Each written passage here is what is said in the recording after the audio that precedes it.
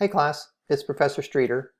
I'm going to start this video by looking at some of the slides from this week's slideshow and then move to a close reading of some passages from what we read for this week. So upon request, I'm going to focus on chapter 6 from the Fundamentals of Ethics, Natural Law, Schaefer-Landau's analysis of natural law theory and its attractions and some of the problems that he sees with it. And I'll relate that to a reading of some passages from Thomas Aquinas in the Ethical Life. He is an example, sort of classic example, of a natural law theorist. So we'll look at those two texts, but let's start by going back to the slideshow and this question that came up in class. Why do we need normative theories of morality at all, right? So we're going to look at natural law theory, but why do we need any theories of morality? Well, we are curious beings. We want to know. We have a desire to know. And among the many things that we want to know are answers to these questions, right? So let's think about the example of that I framed the conversation with during class. The person who goes to buy a coat at the mall and leaves the store, looks at the receipt and discovers that they weren't charged for the coat. So, what does morality demand of me in that situation? Do I, should I go back and pay for the coat? Should I do the honest thing and go back and pay for the coat? Or do I get to walk away and take the coat home knowing that I didn't pay for it, but, thinking that, look, it wasn't something I intended to do. It was an accident, but it's a lucky accident, right? So I'm going to just take it, take that good luck and not worry about it. Right, so, maybe you have different intuitions about what to do and what the right thing to do is in a situation like that. Well, so one thing that a theory of morality can help us with is kind of explain those intuitions, right? Why we have them, and whether those are intuitions that we should trust, whether they're reliable intuitions or not, right? What is the best explanation for the moral intuitions that you have in a case like that? Right? So if your intuition is that you should really go back and pay for the coat, why do you have that intuition, right? So a theory of morality can help there. We want to know how we know, right, the difference between right and wrong. How do we know those kinds of things? Right? There's lots of knowledge that we can acquire over the course of our lives. Some of it can be pretty trivial, right? We can become obsessed with all the statistics for our favorite players on our favorite baseball team, right? Trivia, literally. But sometimes knowledge is very crucial to the decisions that we make. And so moral knowledge is an example of that. It seems like, in order to be in a position to make good decisions, we want to know what the difference is between right and wrong, right? So how do we know these things? And a theory of morality is supposed to be able to explain that, right? Give an explanation for how we know what the right thing to do is in a specific case. And related to that, where do moral standards come from, right? What are they based on? And what makes them objective, right? As opposed to being merely subjective? What explains the sense in which moral standards apply to me, to all of us, right, equally? That moral standards make demands on all of us. Right, so again, that's a question we've been sitting with a little bit. A theory of morality is supposed to help us explain that. And then, right, in any given moment, right, we feel like there's an answer to the question, what we should do.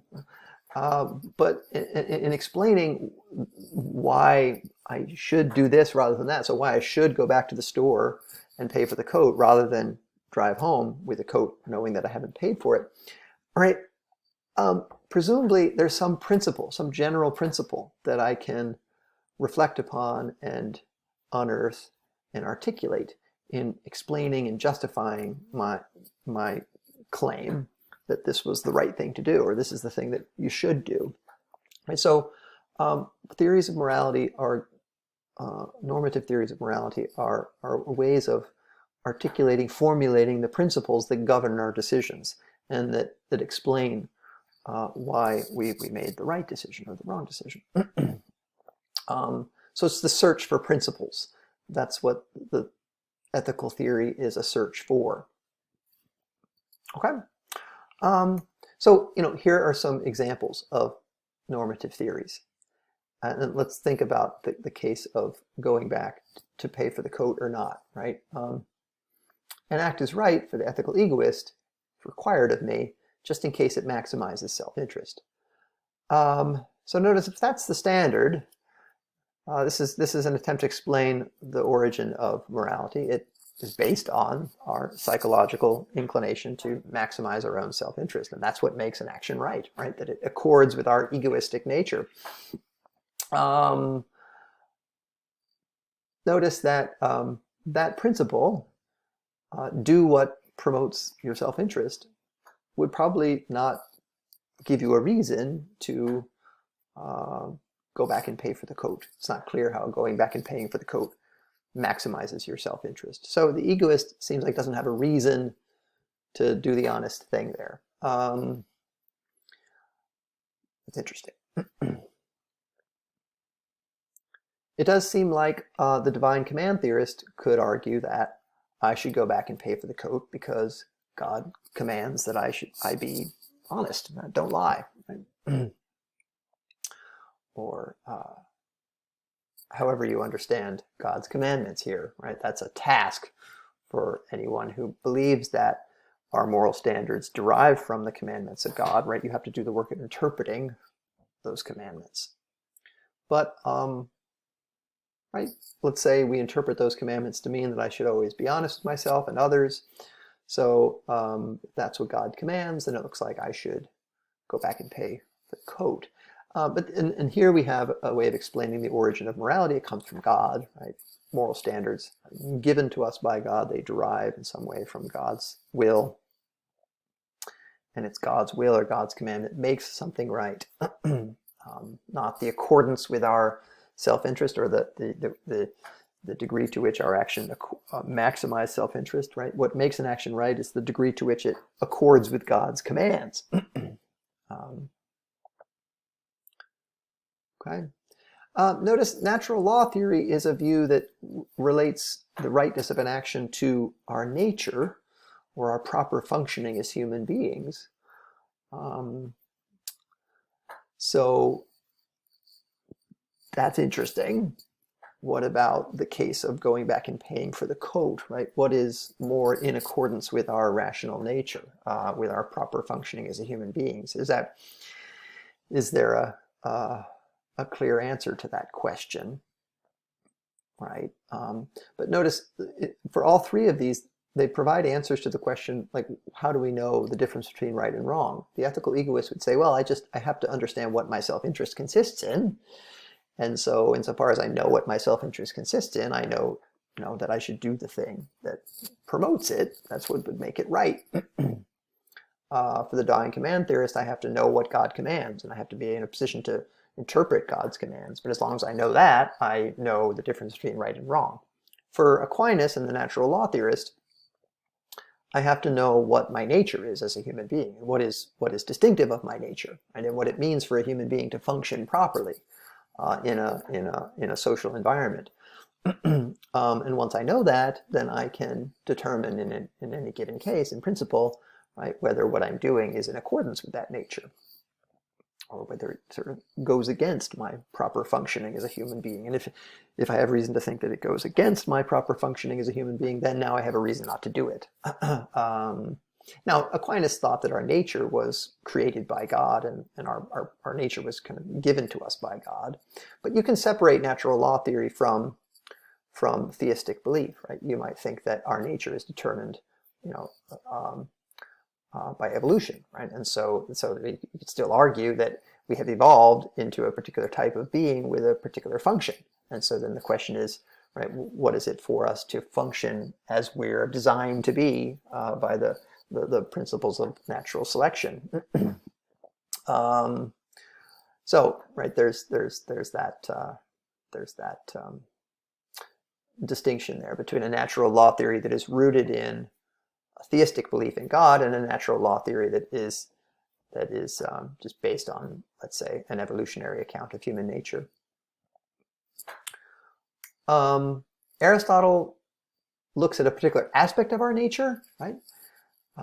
In order to know what to do, we have to know what virtue is, right? So let's say courage is a virtue. So in order to know what to do in a particular situation, I need to know what the courageous person would do, right? So I have to have a model of courage. And so that's a kind of controversial question, right? But the principle here, the principle that explains, why I should do one thing rather than another, makes reference to what a virtuous person would characteristically do. Right? Is that the right way to explain our intuitions in specific kinds of cases? Is that the best way to explain the origin of our moral standards? Right here for Aristotle, our moral standards come from an understanding of human nature and human virtue. Right?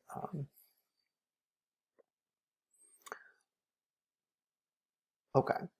So again, going back to the example, what would Aristotle say about the coat case, right? Well, what would the honest person do in this situation? Right? I should do that thing. And then Mill, which we'll talk about next week, we'll look at Mill's consequentialist theory. So we'll come back to Aristotle in another class, but Aristotle is a particular approach to ethics, right? Focusing on the character of a person, right? And so I should do the thing that would promote a good character, right? Because that's what fundamentally I am aimed at, right? In aiming at the good life, I am aiming at becoming a virtuous person, right? And so, right, because that's what my happiness depends on for Aristotle. And so then we understand particular actions and whether they are right or wrong in relation to the kind of the aim of cultivating virtue in your life, or cultivating a good character. Okay, but Mill focuses simply on the consequences of one's actions. Right? We measure the rightness of an action in relation to its consequences. Right? So not in relation to self-interest, right? And not in relation to God's commandments, and not simply in relation to measures of proper functioning. And not in relation to simply in relation to the evaluation of a person's character. Right? The focal point for evaluating an action, in Mill's view, are the consequences of that action. So something is right if it promotes the greatest good for the greatest number. And again, we can go back to the case of returning the coat. Right? In returning the coat, am I promoting the greatest good for the greatest number of people? Am I maximizing the most amount of happiness for the most amount of people? Or am I minimizing misery? Right? That's what I have to ask. And that's how I know that I've done the right thing. I calculate the consequences of my actions, and I do the thing that will promote the best consequences. Now he thinks of, he evaluates the consequences of our actions from a hedonistic perspective, right? Consequences are good the more they promote happiness, and they are bad the more they promote misery. But okay, so these are different ways of thinking about moral standards, their origin, where they come from, right? Going back to these questions, different ways of explaining our intuitions in specific cases, different ways of explaining how we know the difference between right and wrong, different ways of explaining the origin of moral standards and what makes them objective. What makes it the case that they apply to all of us, and it also, these are also different ways of formulating or articulating the basic principle that guides us in our decisions, right? So